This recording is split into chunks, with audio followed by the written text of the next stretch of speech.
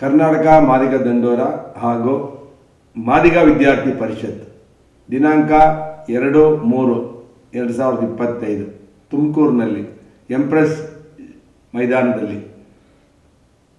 ವಿದ್ಯಾರ್ಥಿಗಳಿಗೆ ಪ್ರತಿಭಾ ಪುರಸ್ಕಾರ ಹಾಗೂ ವಧುವರರ ಸಮಾವೇಶವನ್ನು ಆಯೋಜನೆ ಮಾಡಲಾಗಿದೆ.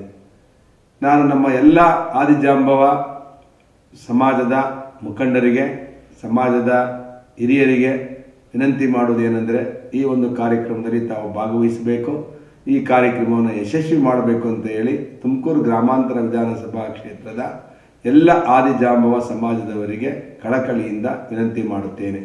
ನಾನು ಕೂಡ ಈ ಕಾರ್ಯಕ್ರಮದಲ್ಲಿ ಭಾಗವಹಿಸ್ತೇನೆ. ನಿಮ್ಮ ಜೊತೆ ಸುಮಾರು 3 ಗಂಟೆ ನಿಮ್ಮ ಜೊತೆ ನಾನು ನನ್ನ ಅಮೂಲ್ಯವಾದ ಸಮಯವನ್ನು ಕೂಡ ಕೊಡ್ತೇನೆ.